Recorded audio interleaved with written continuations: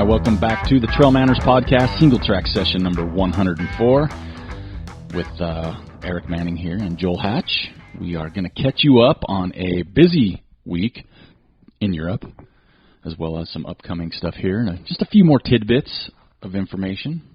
So, Joel, what do you say we start with cross in Europe? No one corrected us. Cross the pond. Yeah, so I'm going to keep saying that because it sounds fancy, because, I don't know, it's fancy.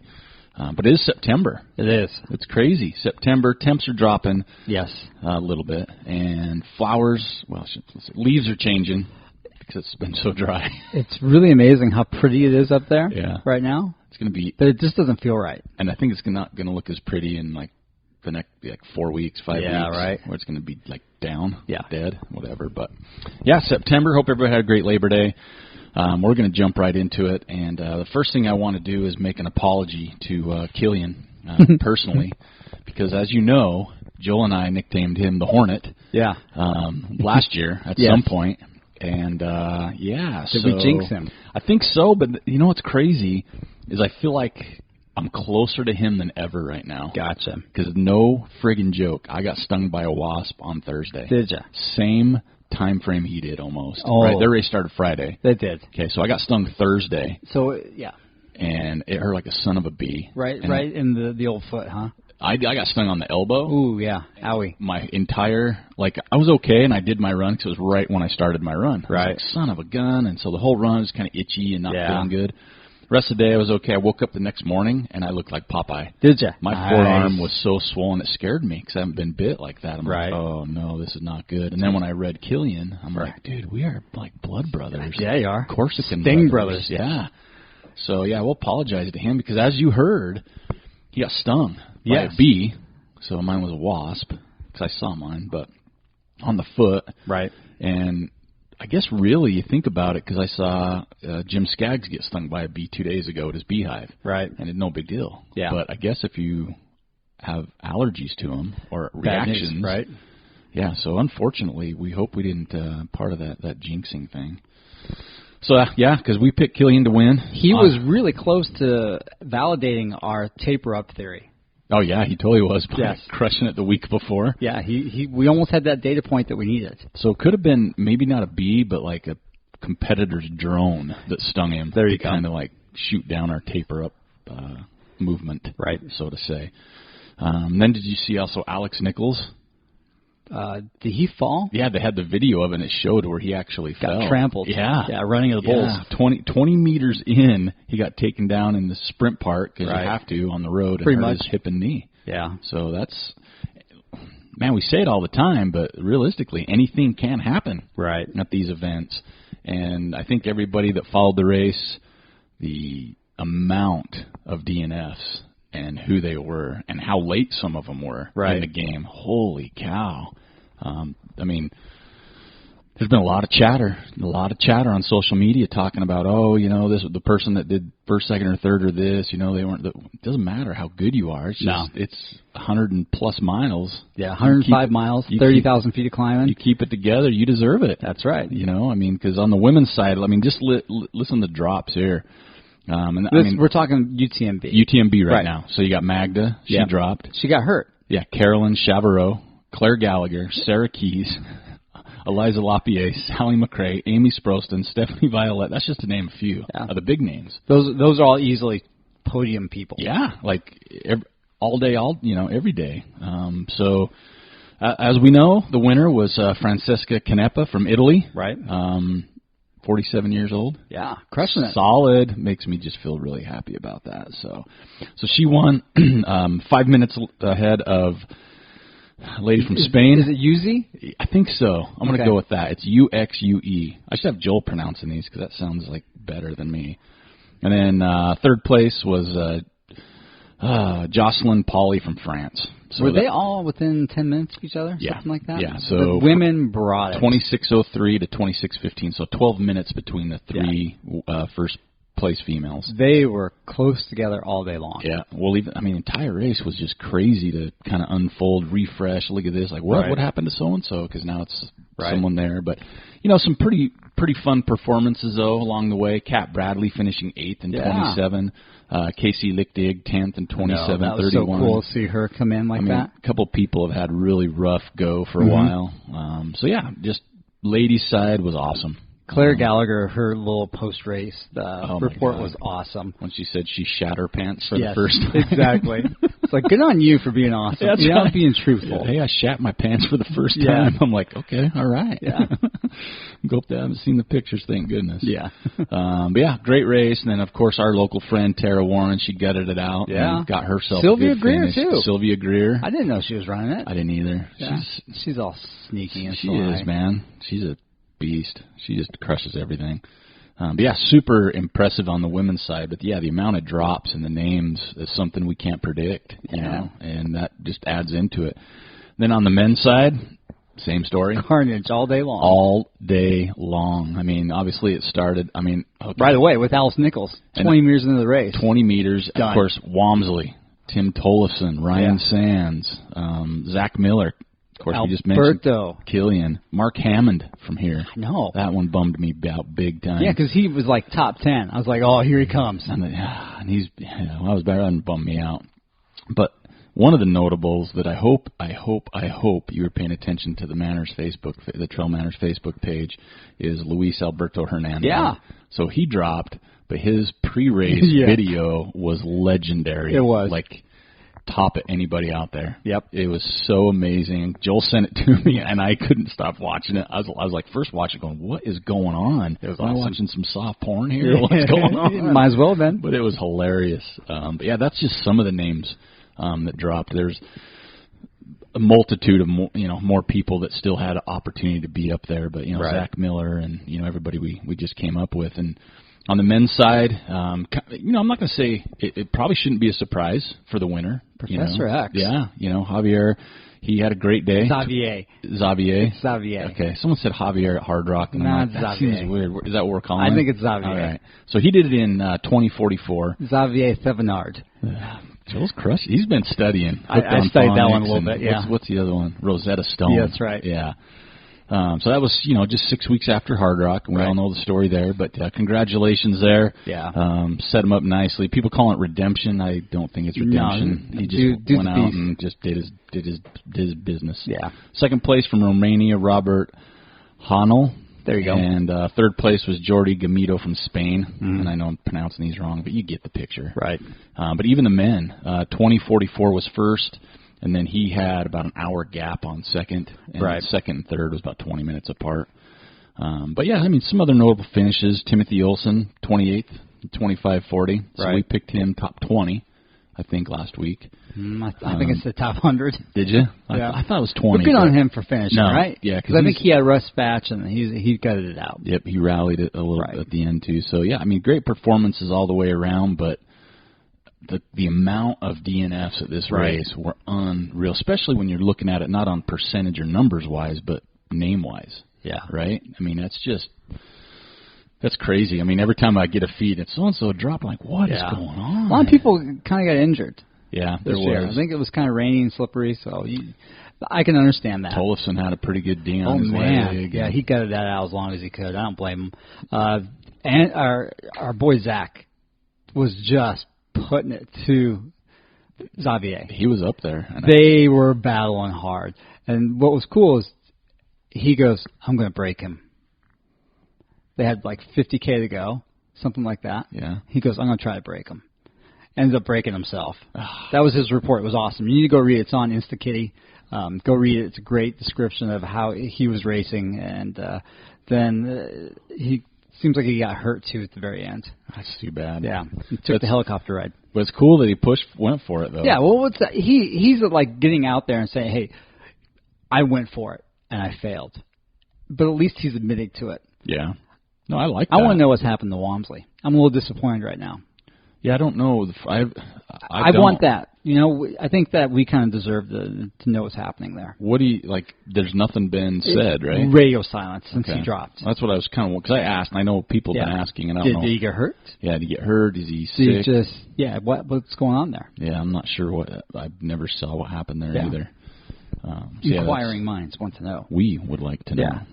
But at first that was such a great battle with our boy the Hornet, Walmsley, and Zach. Yeah, because they were all up there, and I kept thinking to myself in my head, I'm like, Killian's just hanging with him. He's just wanting to run with somebody. Did you see the moonwalk of Killian? I did not. Oh, dang it! So you got to go to the Solomon Running Instagram feed. Okay.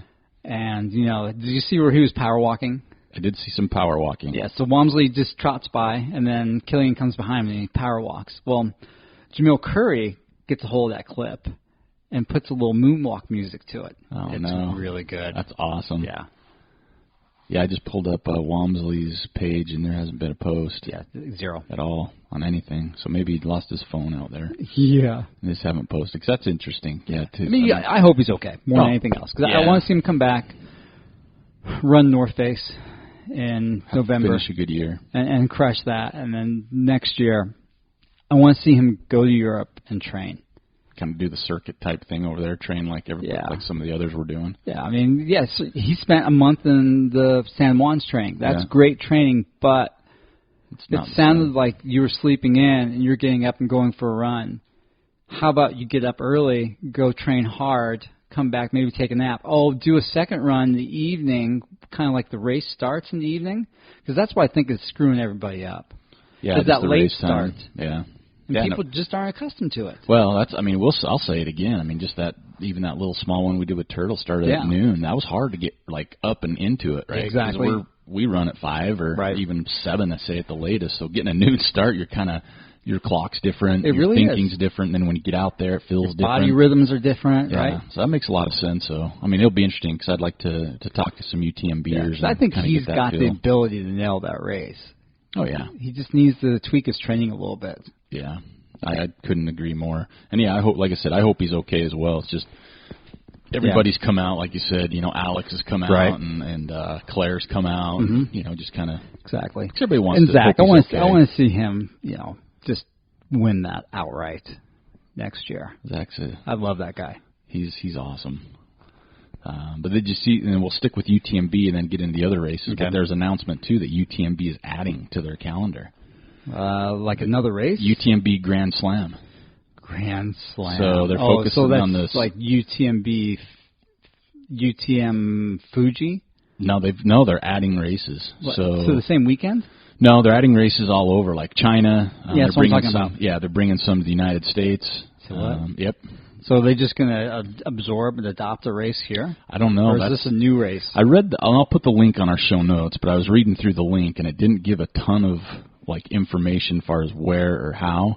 But it's basically saying they're setting a staging of races on each continent so runners can vie for UTMB Grand Prize. Oh, okay. That's kind of what it is. So they're coming to every continent is what they're talking about. Really? Even like the Great Mystery, Antarctica? I don't know. It says every continent. And it says with a teaser for another race in North American Rockies. Okay. So that kind of is, I guess, the North American. Wonder how they're going to pull that off. I don't know. They're doing the world's third by UTMB race will be held in April, starting in Argentinian city of something or another. Right. And it's a major tourist destination. Right. Oh, and it says, and also hop-off point for Antarctica tourism. Okay. Okay, so I don't know if that's kind of their close to Antarctica one they got. But, so it's a pretty interesting read. The race in Argentina, their ambition, they want to get 700 runners in the first year. Holy cow. Yeah. I'm going to say that they're going to utilize existing races. Yeah, I don't know. That would be my guess. Yeah. It'd be really hard to frickin' throw together a brand new 100-miler. Yeah, it just says a teaser for an upcoming by UTMB, it's like quotes, by UTMB event in North America was released. Apparently it will be held somewhere in the Rocky Mountains and for 2019? It says and soon is all it says. The final aim of the global strategy for UTMB International is to hold a race on each continent with elite runners vying to compete for a Grand Slam. Do you think the Uore would be one that they can absorb? 100? URA 100? I don't know. I mean, it kind of almost fits seems their like profile, right? Yeah, they'd have to get some. I don't know if it'd be Canada, maybe. Oh man, that would be scary and hard. Something up in Canada. Lots of bears. But they said the strategy is to hold 5, quote, by UTMB, unquote, races in Asia, up to 5 in Europe and North America each, 3 to 4 in South America, 2 or 3 in Africa and Australia, and 1 or 2 in the Middle East. Wow. So, big ambitions. Yeah, URA 100. God, I hope it's not Leadville. That would be terrible. Oh, that wouldn't be their profile. Like Run, you Rabbit, said, Run, though. maybe? I don't know. I don't know. I don't think it's mountain enough. They like you mentioned, though, they'd almost have to absorb a race. I don't know how man. they could come over and say, hey, we want to bring... Because, I mean, if they're looking at like that'd these be types hard. of numbers where you can't do it... High Lonesome, maybe. I don't know if you could do that in URA with those larger numbers, though.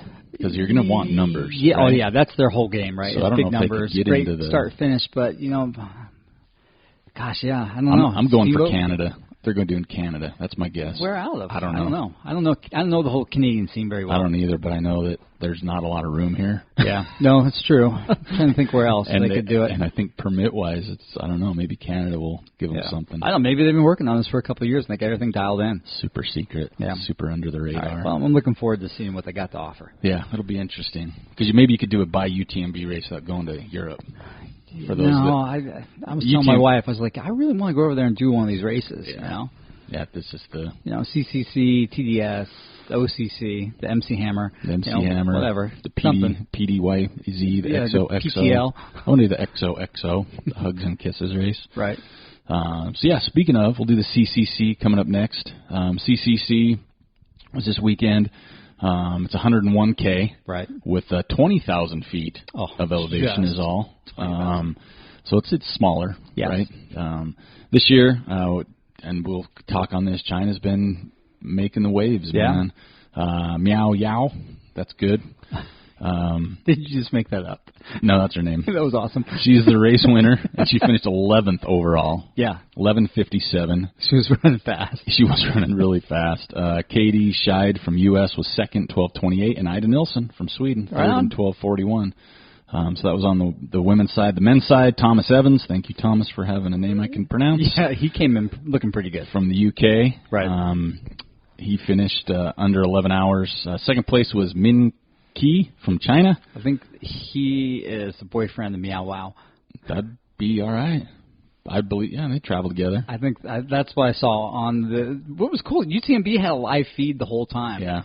And you could check in, and it was awesome. And I heard the commentary. Out. Yeah. Oh, there was lots of stuff from the course. Like they were almost live streaming the front runners the whole time. Man, it's like it was Tour pretty de France. Cool. It was kind of like Tour de France. Paul Capel from Sweden came in third. So another big race. Unfortunate, some DNFs there too. A couple names we know: Jorge Maravilla from the U.S. and Cody Reed. And Jared Burdick. Some U.S. runners didn't quite finish. Next up, we have the TDS. Wait. Okay, no. Right. You're good. TDS is a little bit different. Right. That's 121K, or 75 miles. And that's 24,000 feet. Yes. So a little more hiking as well. So Audrey Tanguay from France took first over Rory Bazio. And then Caroline Benoit. There you go. Came in 17:18, so that was the top 3 females. Megan Kimmel from the U.S. ran that race 20 hours flat. On the men's side, wow, did you see the finish to that one? Or they're all within a couple minutes of each other, right? It was like a sprint to the finish, basically. The dude from Russia, he came through the final age to 8K to go in first place. Right. 8K to go. His name is Dmitry, and his last name starts with an M. Yeah. And he was seemed like it was his race. Right. And then 2 minutes later, Marcin from Poland came, coming through. And then Dylan Bowman decided not to stop at the last aid station. Yep. And he just kept going. Yeah. It was, what was it? Let's see. I think they're all like a minute apart. Yeah. So you had Marcin that won, Dylan 2, and Dmitry 3 for the top 3 men. Right. And like a sweet finish, though. Craziness. Hayden Hawks, our buddy there, DNF'd. Yeah. Which looked to be a smart move. We talked about that a little bit last week. Good race there. And then we get to the OCC. Yeah, right. You know me. Right. That's a 55K. Yeah. So now we're talking like 11,500. Yeah. So it's like of climbing. Yeah, it's like Speed Goat. Yes. Right? Yeah. I mean, that's you could kind of give it but a lower shot elevation, there. I think. Yeah, so you can give that a little bit of a... Ruth Croft from New Zealand, she won 5:53. Eli Gordon from Spain, and Monica came through for the women. For the women top 3. Lucy Bartholomew, name we all recognize, she came in 11th and 7:01. Right. On the men's side, guy from China won. Aaron Gia. And then Santiago Menzquita from Spain, and Kevin from France took 3rd. So another good one, and a notable on that one. We didn't have quite the field on that one. Not yet. I bet you going forward. I think that'd be fun for people to go over just to see if they could just crush it. You know what I mean? Like just. I think it'd be a good vacation race. You know what I mean? You wouldn't be worked. Like, I think you're going to get worked. But it's like going to Carl's race, right? Right. You just hang out after. Yeah. It's kind of fun. And you still get the atmosphere and experience it. Yep. So some big races in UTMB area in Europe, because it's a busy weekend with all those races. I mean, it's just like what's crazy is 10 years ago it was important to go over there and run, but in the last 2 or 3 years it's like you pretty much have to go. Yeah, all the quote unquote, not all, but a majority of the quote unquote, say 75%. Yeah, to these top Americans even go now more than ever. So yeah, it's ridiculous. And then what other races we had? We had the Rut, which is a big race. Yeah, that was going on this weekend. And that's kind of a fun scene. Right. A lot of fun stuff going on there. And then what were you saying? You got that's something it. on that? I don't know. Just the Rut's not as. I mean, it's a big race, but not as big as it used to be. Well, and I think some of it is because of what's going on in Europe the same weekend. For sure. Because there was some of those UTMB OCCC TDS runners that used to do the Rut. Right. And now they're not. They're over there. And I think some of it, too, was the Rut used to be sponsored by Solomon. Yeah. And so a lot of their athletes would come. Now it's North Face. Yeah. And their athletes are still over in UTMB, right? And you can't really blame them either. Yeah. I mean, it's a different... I mean, the Rut is a gnarly butt kicker in its own right, up there in the Big Sky area. But UTMB, it is what it is, man. Right. But we did have an FKT again. It seems like every week we're talking about one. Right. We talked about the Appalachian Trail. They call it, people are competing against, it shouldn't be unsupported, it should be self-supported. So I'm going to start saying self-supported because they're supporting themselves. Yeah. But Candace Burt, Destination Trail, the queen of the 200, she set the FKT on the Wonderland Trail, which she'd had before, self-supported. She 95-mile route, 28 hours, 45 minutes. Right. So that's pretty awesome. And, man, hats off to her with everything she's got going on because Tahoe 200's this weekend. I know. Way too busy. And she's finished the Bigfoot, so I can't imagine. Her I don't know if she has too much downtime because she's got to be skiing for these things. I think she puts on other races, too, doesn't she? Yeah, she does. She has smaller ones. Yeah. And saying that because she does I think she's trying to miles. look like she was trying to get another one up and running in Colorado, too.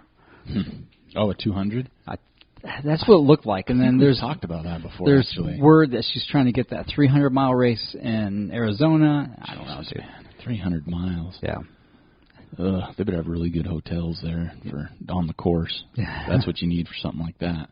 As we mentioned, I mean, Tahoe 200 is coming up this weekend, but kind of our backyard, one of our original races. Even though I'm not a huge fan of the course, still holds a special place in my heart for my first 100. Wasatch. Yep. Wasatch 100 this weekend, and it has definitely not drawn the names it used to. Right. When you'd had the Carls and the... Well, it's hard to get in with Jeff the lottery, Roses, right? Yeah, I mean, the lottery's not even bad. Again, there's just so many races now. Right. Well, the focus, UTMB, Western, Run Rabbit Run gives money. That's true. So that's kind of drawn some people. But I was a little surprised to see some of the names on the start list. Yes. On the men's side, last 2 years we've had him on the show. Trevor Fuchs, he's won it 2 years in a row. Right. I want him to win the turkey. Yeah. But he's going to have a little more competition this year, I think, than years past. Chris Price from Uray, he's solid. Yeah, some names I'm not familiar with, but the ones that definitely stand out, Ryan Birch, he's kind of been around for a while, kind of sneaky guy. But there's a guy, Gabe Joyce, Quadzilla's in this. Yes. Joseph Taylor will be interesting to see what he can do. He's been training just for this race pretty much all year. Then another name you might recognize, Andrew Miller from Oregon. So that's just a few, right? I mean, there's more. The front of that group is going to be going very fast. Yeah, and I think it's going to be just different this year. I think it's whoever manages the heat the best. Yeah, because it's supposed to be what we've heard the third hottest in Wasatch 100 history, which is never good because it's just a dry, crap heat, especially where you get it. It's just never a good thing. And then on the women's side, we have some locals. Erin Hill. Yep. She's going out for it. Mm-hmm. Heather Carter. Yep. Right here in the North Ogden area. She's in that, and she's primed. I think she's had an amazing training block, been out to Western and Pace, so she's got kind of that. Yeah, those two right there are going to sneak under the radar. I'm going to say one of those two are going to podium. I wouldn't be surprised. I mean, Erin did so. I mean, I know it's a 55K, but she did it pretty relaxed. Yeah. You know, at El Vaquero. Heather, I mean, you watch what she's been doing. Just, I don't know. I agree. I think a couple locals are going to really. You know, we've got some fast people. Sarah from Vermont is in this. Nicole, I can't think of her last name. Kalagaropoulos, something like that. Close enough. I think that's pretty good. From California. So there's some good names in here as well. But again, you know, Sarah McCloskey's running. Yeah, you never can count her out. No, she's just brilliant, and she knows what she's doing out there. So yeah, it'll be fun, and I'm excited. I get a pace Jim Skaggs, and I say excited with kind of a half grin. Right. I only have to take him from Lambs to Brighton, which is like 22 miles. Right. It'll be at nighttime, but definitely a few parts there that are my favorite. But it'll be fun. I'm excited for Jim to finish. He's had a this will be number 9 if he finishes. I think it's 8 or 9. I think it's 8. I thought I saw him say 9 this morning. So either way, you know, it's good to see. He's had he had 2 Achilles surgeries, so whatever. That's crazy. So that'll be kind of fun to see what happens there. Like I said, we have the Tahoe 200.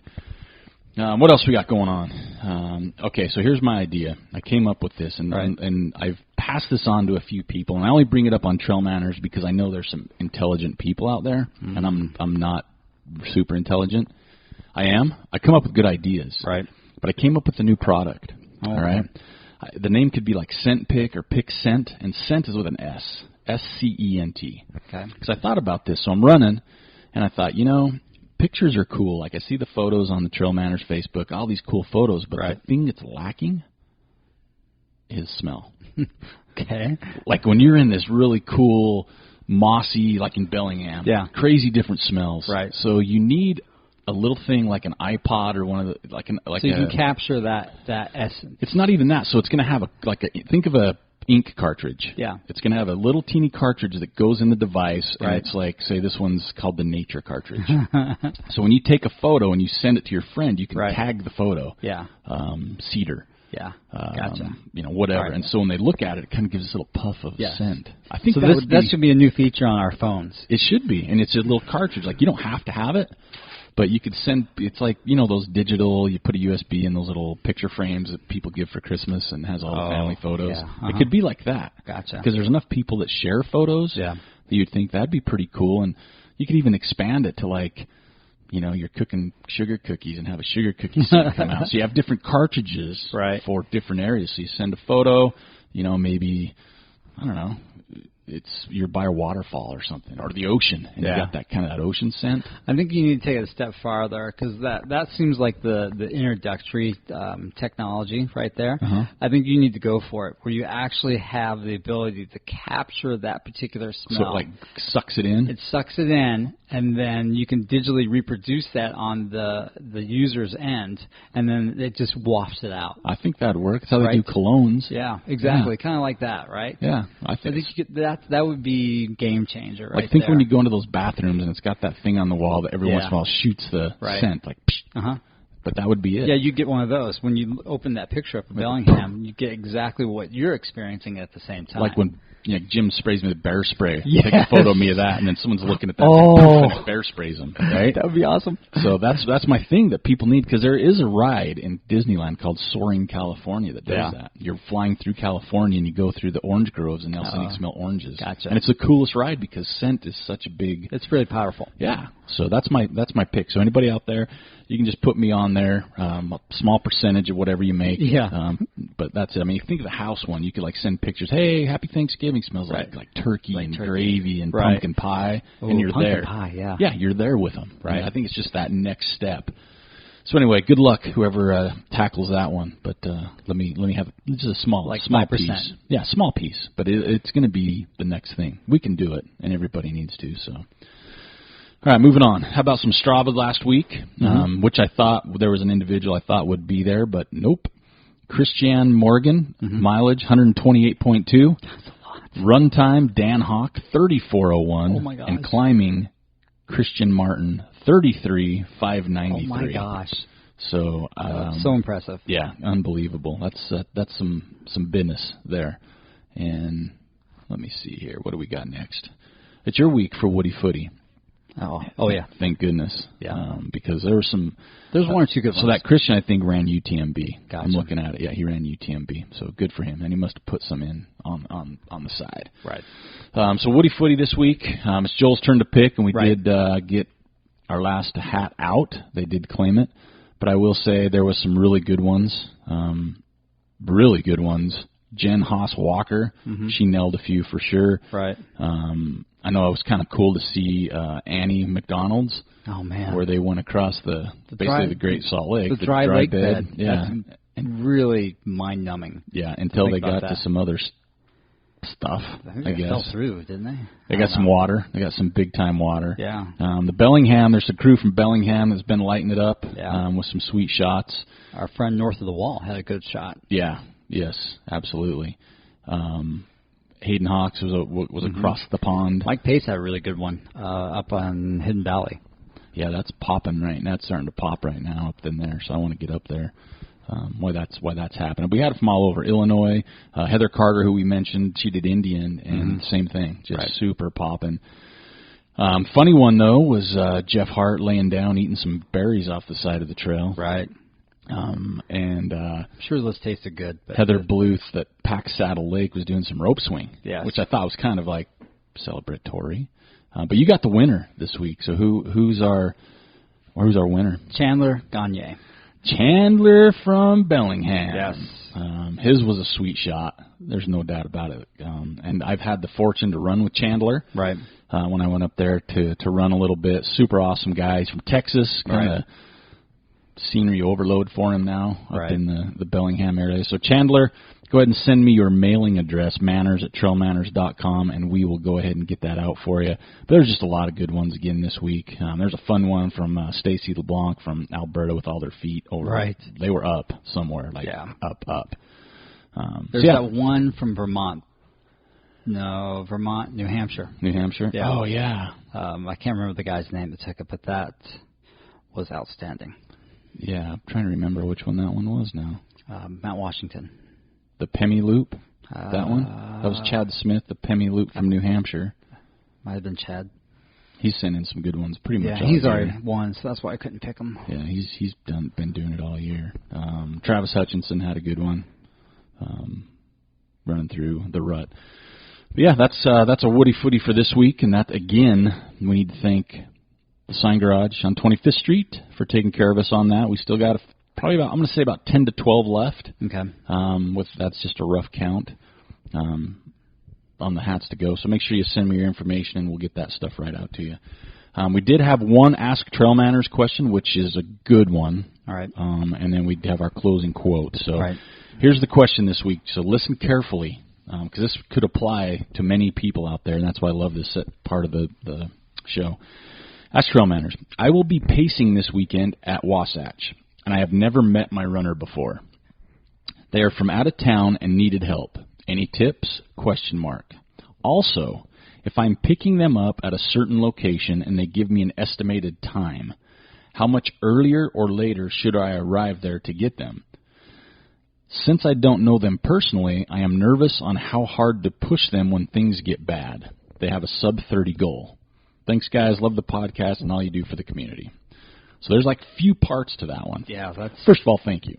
But we'll start with terrifying. Let's start with I think an easy one out of all the stuff there. They're picking them up at a certain location, so I know I have to be at Lambs to pick up Jim, and I think it's like 6 o'clock off the top of my head. I'm just throwing that out there. Yeah.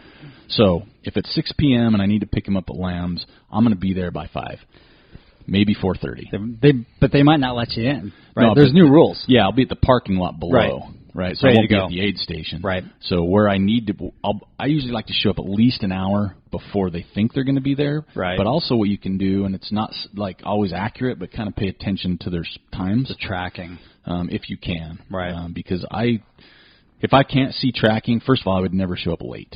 Right. Because you might miss them. Hustle to the next aid station to try to catch them. Yeah, so if you can. I think being there a little early is always best advice because everybody, especially like I'm picking Jim up, like at the 12-hour mark, so to say. Well, that's like a 50-miler. Yeah. So sometimes things go better than they expected. Now, Jim's a very seasoned 100-mile runner, so I don't expect him to go too fast. No, not on this one. But I know my runner, so. But I always show up early. I don't care who it is. I'm like, hey, if you tell me to be there at 6, I'm going to at least be there by 5. Yeah. Just to be safe. And you know what? While you're there, you can always help somebody else. Exactly. That's the best thing. There's somebody's going to need help. Yeah, always. It's because you're looking at this situation. Especially Lambs is going to be carnage coming from Alexander. Mm-hmm. Okay, so that's one thing about picking them up. The next one, because the last one's kind of vague, any tips. So the next one would be you don't know them. How hard do you push them when things go bad and their goal's a sub-30? I don't know, man. Well, hopefully you've had some dialogue with them Lots before the race to even ask that question. Right? Because if that's their ultimate goal to go sub-30 and you're close, you got to push them. Yeah. But you might never see him again, right? Yeah, who cares? But saying that, you got to pay attention to injuries. Yeah, you don't want to hurt them. You don't want to hurt your runner. Right. And that's why it's always good or if you don't know them to have that dialogue beforehand. Exactly. Because I've done it before. You just got to talk to them while you're running a lot. Yeah. And then, say, hey, how you doing? Do you want to be pushed? And then you're kind of gauging that response, their body language. Be like, he says he doesn't want to, but he looks like he can go a little faster. And then you just nudge him a little bit. And encourage them in aid stations. Yes. You don't need to be a ding-dong, but get them out. Yeah. And encourage, hey, we should get going now. Yeah. Talk to him before. Yeah, but knowing beforehand, I think, is the big key. So as far as that one goes, it's hard when you don't know your runner how to push them because everybody's different. You don't want to make them cry if they're soft. Right. But you don't want to be too soft if they're just this grizzled badass. Then as far as any tips go, I think Joel kind of nailed it. You just got to just talk the whole time, much as you can. And I'm not saying tell them a bedtime story, but don't do that. Check up in on them. As far as nutrition, hydration, their stops, aid stations, all that stuff. Because we've all paced. A lot of us have even paced our friends that we know and we run with all the time, and things change on the course. Oh yeah, they've got goals. They want this, but out on the course, sometimes it just goes to hell. You're winging it, and then you just survival finish mode at that point. So that's a tough one. I think that's always hard when you're helping and you're doing a great thing. So hats off to you. Yeah. When someone's coming from out of town, kind of needing help, but it's a little tricky. And hopefully you've had that dialogue beforehand. And just be honest with them. Let them know what kind of runner you are, and just find out what their expectations are. I think we brought this up on before. Have a safe word. Yeah. that they can chuck out there, wet kitty. Yeah. Something they can chuck out there just in case the plan's like this means we're going off the plan. Exactly. Here, right? Because survival mode. Yeah. Sorry, man. We're on survival mode. But I think that's great. I think those are probably the best we have. If there's any other tips out there, people are more than welcome to chime in. But again, by the time this launches, you're a day away. Right.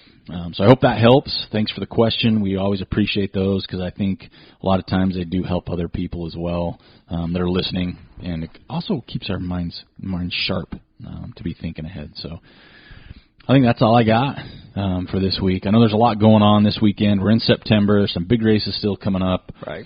I have been asked again, so I don't know if it's like just listening, because I know the big thing out there right now for stuff like we're doing is Patreon, and the answer to the question again is no, we do not do Patreon.